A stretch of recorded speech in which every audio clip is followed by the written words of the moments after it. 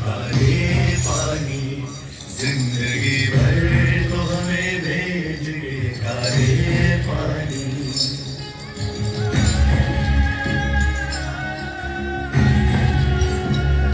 आसमां क्या यही बाकी हार समझाने को, लाख गुर्बत में रखा है हमें तड़पाने को।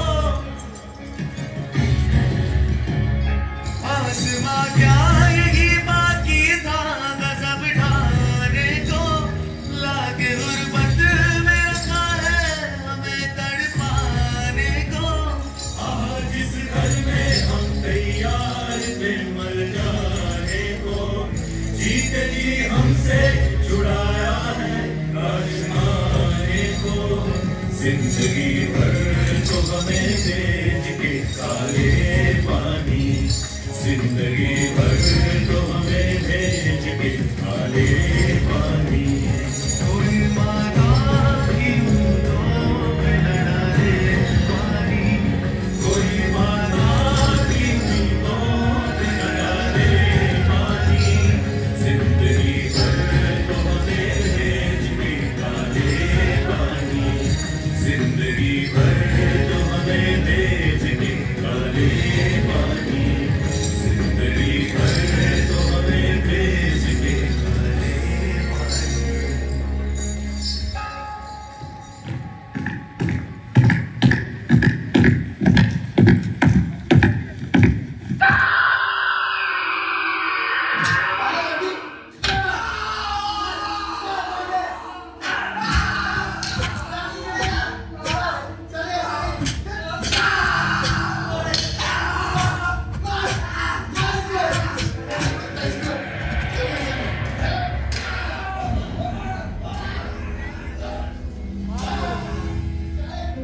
अब भी मौजूद है जुल्मों की निशानी लोगों, दरो दीवार पे लिखी है कहानी लोगों।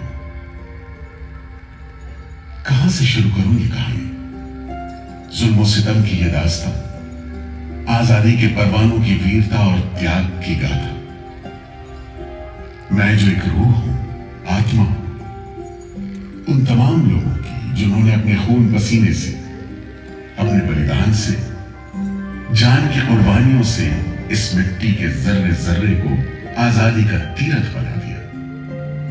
मैं गवाह हूं उस जुल्म का जो यहां आदम के बेटों ने आदम के बेटों पर बेरहमी से ढाई। सदियों से मैं इसी जगह मौजूद हूं। मेरे सीने में दफन है वो सारी कहानियां जिन्होंने इन हरे भरे खूबसूरत टापुओं को वो खौफनाक नाम दिया, काला पानी।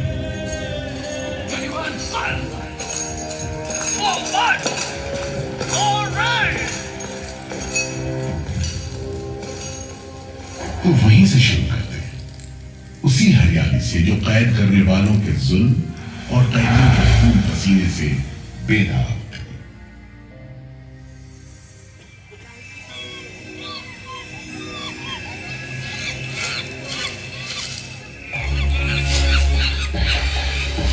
कहते हैं अंडमान द्वीप समूह का नाम रामायण के प्रतापी वानर देवता अंडमान यानी हनुमान के नाम पर रखा गया।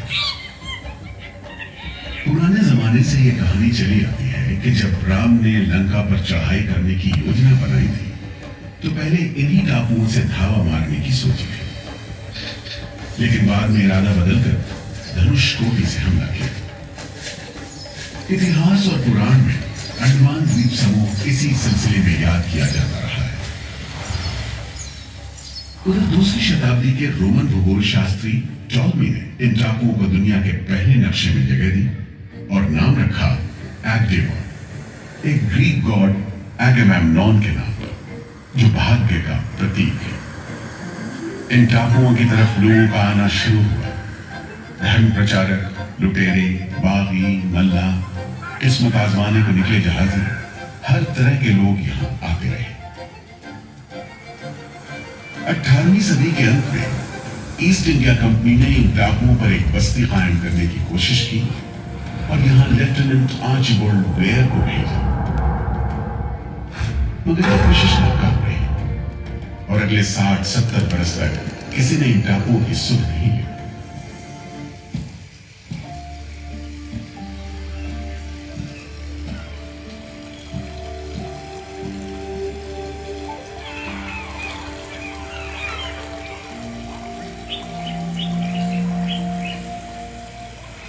प्राकृतिक खूबसूरती और शांत समुद्र के बीच जिंदगी की खामोश लहरें उठती और बैठ जाती।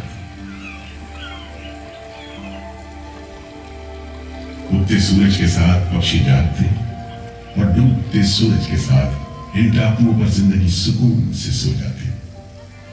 कि तभी भारत का पहला स्वाधीनता संग्राम यानी 1857 की आजादी की लड़ाई पूरी हो गई।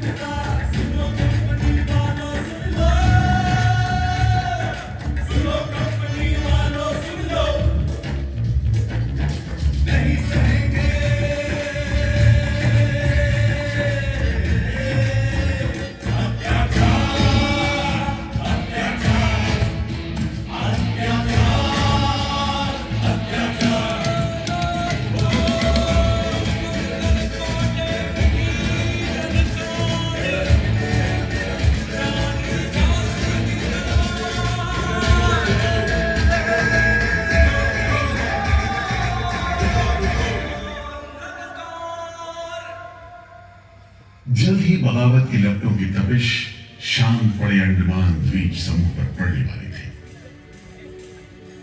आजादी के मतवालों को सबक सिखाने के लिए फिरंगी सरकार ने 15 जनवरी 1858 को पूरे के पूरे अंडमान द्वीप समूह को एक कैद खाने में बदलने का फैसला किया। His Excellency Governor General ने काउंसिल में ये फैसला किया है कि अंडमान आइलैंड में कैदियों की एक बस्ती बनाई जाए। इसमें शुरू में ऐसे मुजरिम रखे जाएं जिन्हें बगावत और राजद्रोह और इससे ताल्लुक रखने वाले दूसरे अपराधियों के लिए कैद या देश निकालने की सजा दी गई हो। और इस तरह अंडमान द्वीप समूह की पुरानी खाड़ी का नाम लेफ्टिनेंट आर्चिबाल्ड ब्लेयर के नाम पर पोर्ट ब्लेयर रखकर मुजरिमों की बस्ती कायम की गई। सन 57 के वीरों के नक्शे कदम पर कुछ ही साल बाद अंडमान की धरती पर पैर रखे वहाबी आंदोलन के राजनीतिक बंदियों ने 1860 से 1872 के बीच बहुत से वहाबी आंदोलनकारी अंडमान भेजे गए। सरहदी सूबे का रहने वाला एक पठान शेर अली आफरीदी भी अंडमान में उस समय उम्र कैद की सजा काट रहा था और अंग्रेजों से बदला लेने के लिए मौके की तलाश में।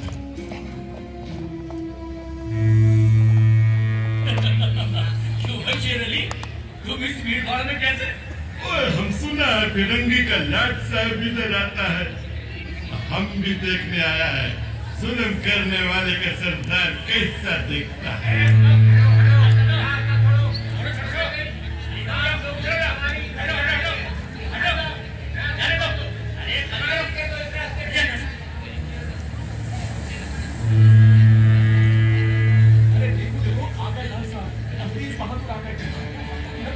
मिस्टर बर्ड, मैं सोचता हूँ कि इस खूबसूरती के बीच रहने के लिए प्रिजनर होना भी मैं एक्सेप्ट कर लेता।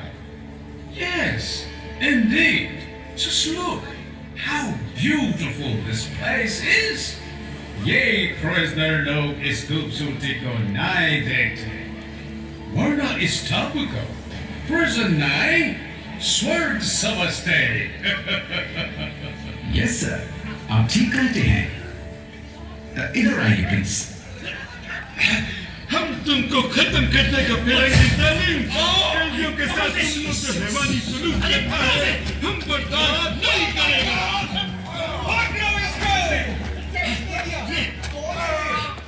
शेर अली है सजा याफ्ता कैदी, सजा में रियायत पाकर नाई की दुकान जलाता है। जैसा कि होना था, शेर अली को फांसी हो गई।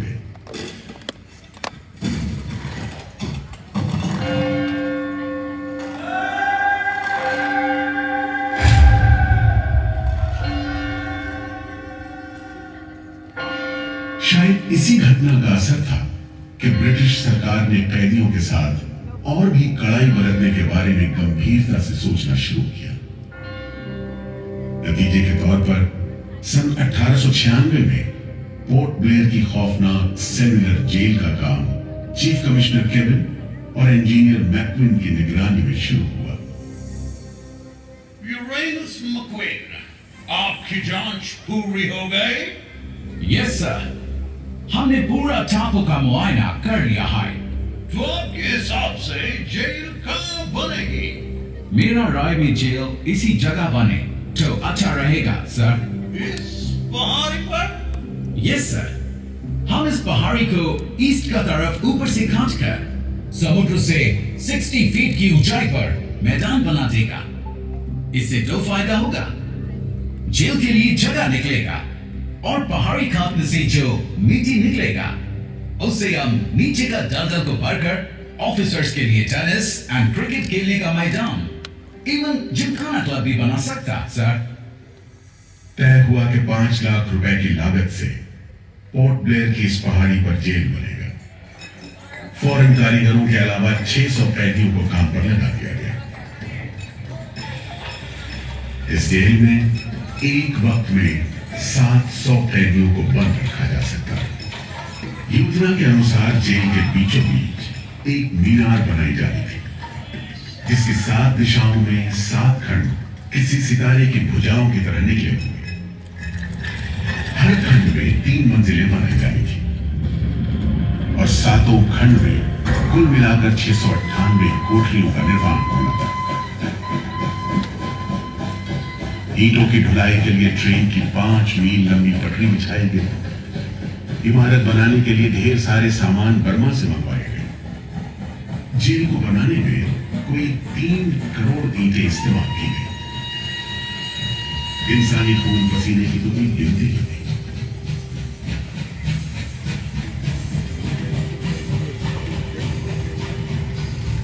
सुबह दोपहर शाम रात कोड़े चलते रहे और काम होता रहा। दीवारें उठनी शुरू हो गई। आखिरकार 10 साल बाद सन 1906 में यह विशालकाय जेल तैयार हुआ और यहीं से अंडमान के इतिहास का सबसे काला दौर शुरू हुआ।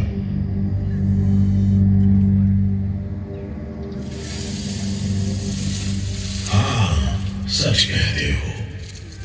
आज भी उस दौर को याद करके झुरझुरी सी हो जाती है।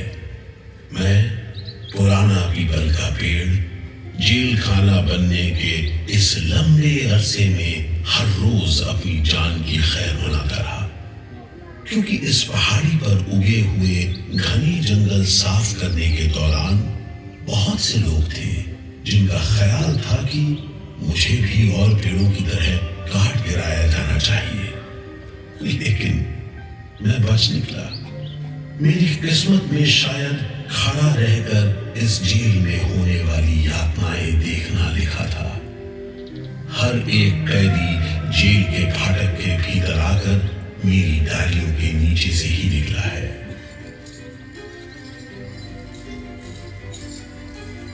जैसे जैसे अंग्रेजी शासन के खिलाफ आजादी की मांग तेज हुई, ब्रिटिश सरकार ने सेलुलर जेल के फाटक हर छोटी बड़ी बात के लिए खोलने शुरू कर दिए। किसी ने पर्चा निकाला तो अंडमान जेल, किसी ने लेख लिखा तो अंडमान जेल। लेकिन जब आजादी की लौ दिल में जल रही हो तो लोगों को कब तक रोका जा सकता है? 20वीं सदी शुरू होते होते फिरंगी सरकार के खिलाफ जंग में तेजी आ गई। अलीपुर षड्यंत्र कांड, चटगांव डकैती कांड, काकोरी कांड, लाहौरी बम कांड, मोपला विद्रोह, नासिक षड्यंत्र, कितने मामले गिनवाए, ये सूची लंबी है। लिहाजा एक नए किस्म के अभियुक्तों ने अंडमान की सेल्युलर जेल में कदम रखा। ये नई किस्म थी क्रांतिकारियों की। क्या शानदार लोग थे, मस्ती में झूमते गीत गाते जेल में कदम रख रहे थे, मानो जेल नहीं मंदिर जा रहे हो। आजादी के ये परवाने देश के कोने कोने से आए थे।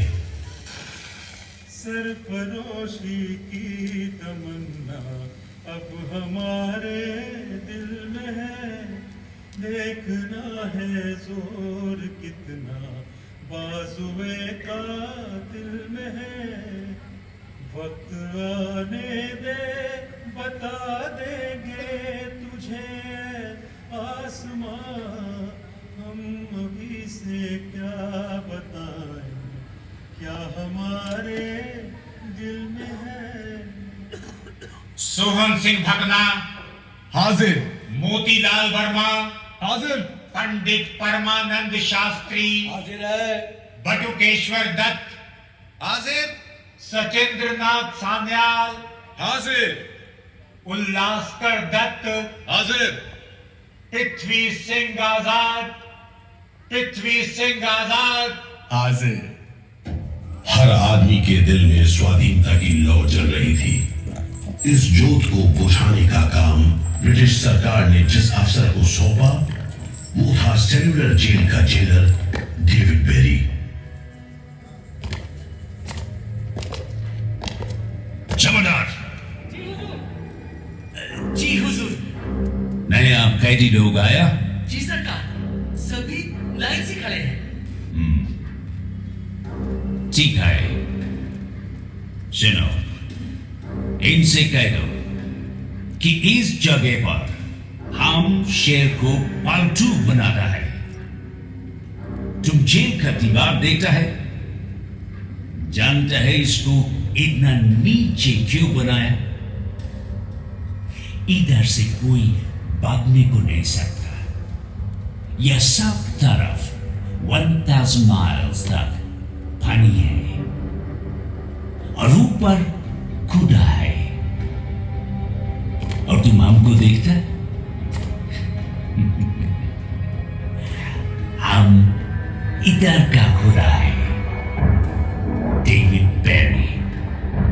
Get it? इस तरह कैदियों से ठस भरी जेल की गंदी सीलन भरी बदबूदार हवा में कैदियों का बंदी जीवन शुरू होता है।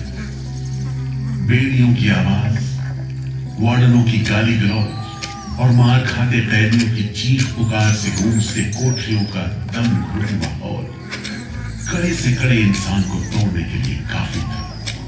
लेकिन इन कोठरियों में ऐसे बंदी भी आए जिन्हें ये माहौल हताश करने के बजाय जुल्म का मुकाबला करने की प्रेरणा देता रहा। वीर विनायक दामोदर सावरकर ये नाम ऐसे ही बंदियों में बड़े सम्मान के साथ लिया जाता है। जयोस्तुते जयोस्तुते जयोस्तुते जयोस्तुते जयोस्तुते जयोस्तुते जयोस्तुते जयोस्तुते जयोस्तुते जयोस्तुते जयोस्तुते जयोस्तुते जयोस्तुते जयोस्तुते श्रीमहन मंगले शिवस्पदे शुभदे श्रीमहन मंगले शिवस्पदे शुभदे स्वतंत्रते भगवती त्वामहं यशोदुतां वन्दे जयोस्तुते जयोस्तुते जयोस्तुते जयोस्तुते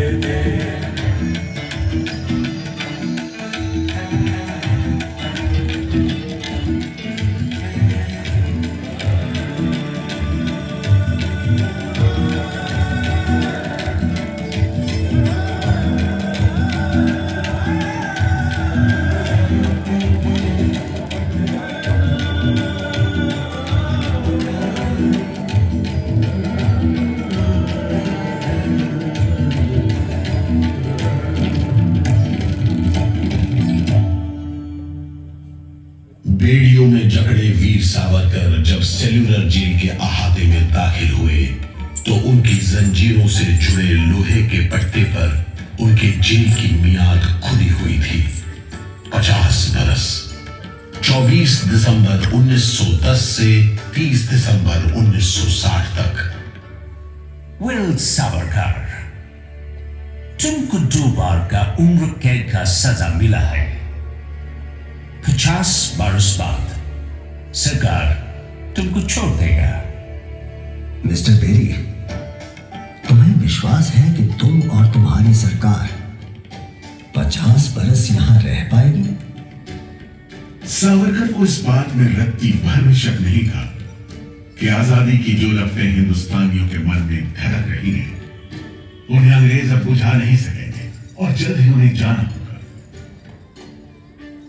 इसी प्रबल विश्वास के बल पर सावरकर 10 बरस लंबा अरसा सेल्यूलर जेल की एक ही कोठरी में रह सके।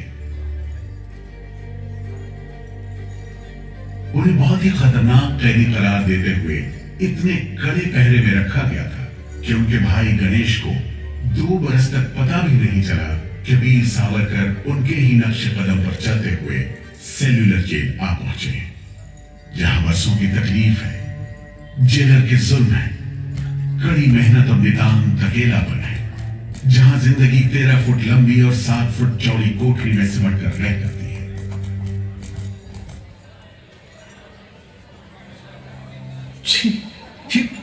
ये कैसा रत्ती खाना है? चावल में कंकड़ है, सब्जी में रेत है और दाल में कीड़े। खाना क्या है? घास फूस है। बर्तन भी देखो कैसे टूटे फूटे, जंग से लाल और तेल से जुड़े हुए। सबसे ज्यादा कमी तो पानी की है।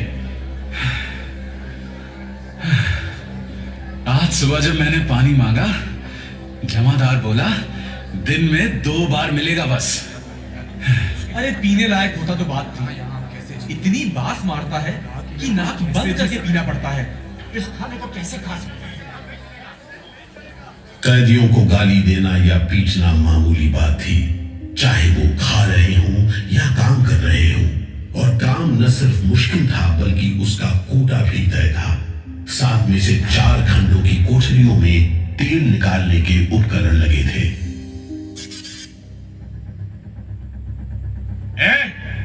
इंदुभूषण, सुधीर, हेमचंद्र, तुम लोग इधर चलो। नारियल के बोरे उठाओ। हर बोरे में है 25 सेर नारियल। इन्हें पहुंचाओ 3री मंजिल पर। शाम तक हर आदमी को 30 पाउंड तेल निकालना है, समझे? हम इतना तेल कैसे निकालेंगे? वो मशीनें तो हाथ से चलानी पड़ती हैं। जबान मत लड़ाओ बदमाश। जो हाथ बम पिस्तौल चलाते हैं वो मशीन नहीं चला सकते? चलो जल्दी करो, भाग कर जाओ और काम करो।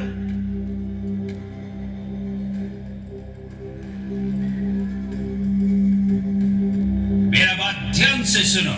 जी हुजूर। जो आदमी काम नहीं करे उसको पेट लगाओ। जी हुजूर। समझा? जी। सजा दो, कोई छूट नहीं दो। जी। कोटा पूरा कराओ। जी। लेकिन तमाम मारपीट और गाली गलौज के बावजूद यदि कैदी काम पूरा न कर पाते तब जो सजा मिलती वो किसी की भी हिम्मत तोड़ने के लिए काफी थी। जमादार। जी हुजूर। इसको 2 दिन तक टाट का वर्दी पहनाओ। कल से इसका गाना बंद। जी। सिर्फ 2 कप कंजी दो। जी हुजूर। ये पहला बार काम नहीं पूरा किया। जी। इस वास्ते जी। इसको 1 हफ्ता हथकड़ी में रखो। जी हुजूर।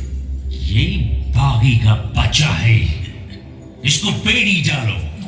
इसको भी बेड़ी डालो 6 महीने तक। जी हुजूर। तुम अब तक 5 बार काम का कोटा पूरा नहीं किया, हम तुमको इस बदमाशी का मजा चखाएगा। जो मना करते हैं उसमें मैं काम नहीं करूंगा। मारपीट और सजा का नतीजा ये हुआ कि उल्हासकर ने 7 दिन के बाद खाना पीना और बात करना भी बंद कर दिया।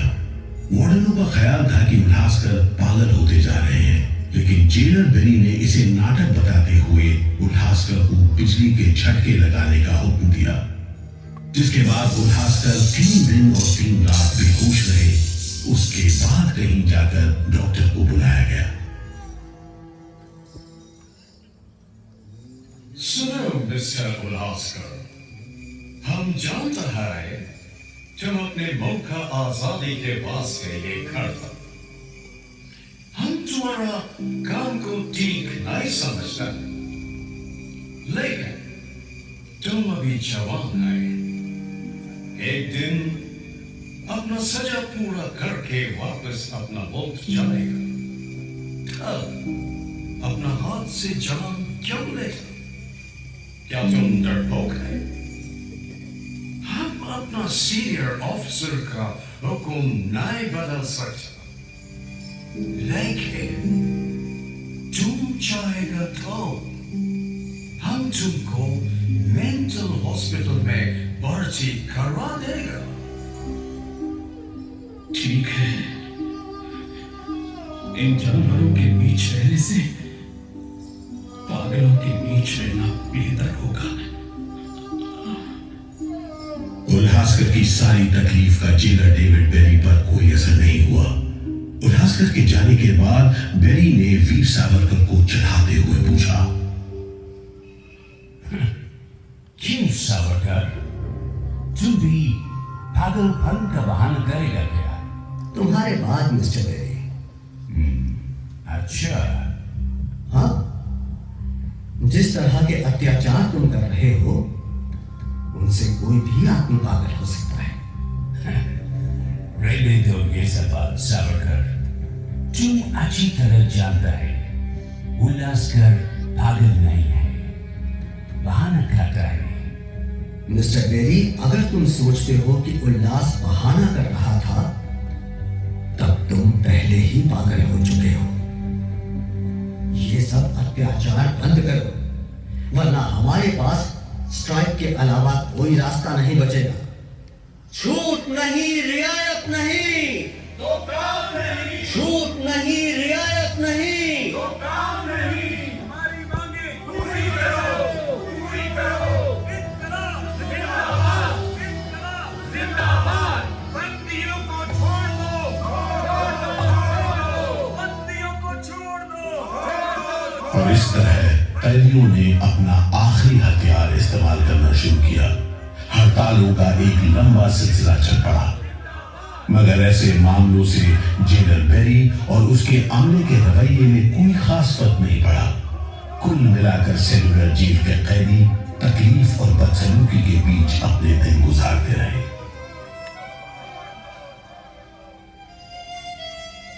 मगर एक सुख का स्मरण ना करना नाइंसाफी होगी। वो सुख था बुलबुलों की चहक। उनका मधुर स्वर, उनके झूम कल कल करते नारियल के टुकड़ों पर टूट पड़ते। गंभीर विचारों से मुक्ति पाने के लिए खोजता हुआ आए तो लोग कहें कि जिसके सामने बुलबुल देश प्रेम के गीत गा रही हो वही सावरकर की कोठरी है। एक बार में 3 कैदियों को फांसी पर लटका दिया जाता, दिल दहला देने वाली चीखें निकलती, जेल का घंटा घनघना उठता, जेल की मीनार पर लगी बत्ती जलती बुझती रहती और 8 मील दूर तक खड़े जहाजों तक खबर पहुंच जाती कि फिर से कुछ कैदियों को फांसी पर लटका दिया गया है। 12 मई 1933 को कैदियों ने फिर भूख हड़ताल का सहारा लिया। भूख हड़ताल करने वालों में सरदार भगत सिंह के बहादुर साथी महावीर सिंह भी शामिल थे। हड़ताल के 5वें दिन जब कैदियों को जबरदस्ती खुराक दी जाने लगी तो महावीर सिंह ने ताकतवर विरोध किया। जालिमों, तुम नहीं जानते कि हम कौन हैं। हम मर सकते हैं पर छुपकर नहीं रह सकते। हमें ऑर्डर मिला है तुम्हें दूध पिलाने का। चलो जमादार, पकड़ो इसे। इंकलाब जिंदाबाद।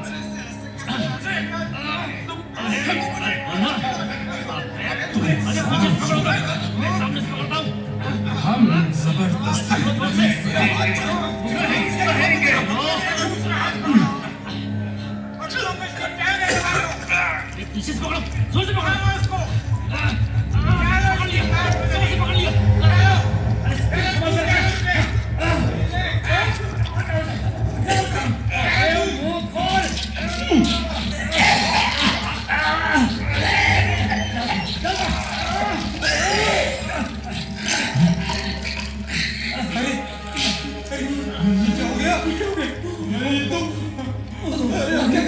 इसकी तो आंखें उलट गई।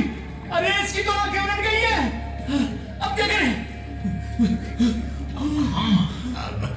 लगता है दूध इसके फेफड़ों में चला गया है। इसको क्या हो? नली निकालो, जल्दी करो, जल्दी। जी। इसकी तो सांस बंद हो गई। अब क्या होगा? होगा क्या? लाश को गुपचुप ठिकाने लगा दो, किसी को कानो कान खबर ना हो। मैं तो कहता हूँ साहब, इसकी लाश को बोरे में डालकर पत्थर से बांधकर समंदर में बहा दीजिए। कैसा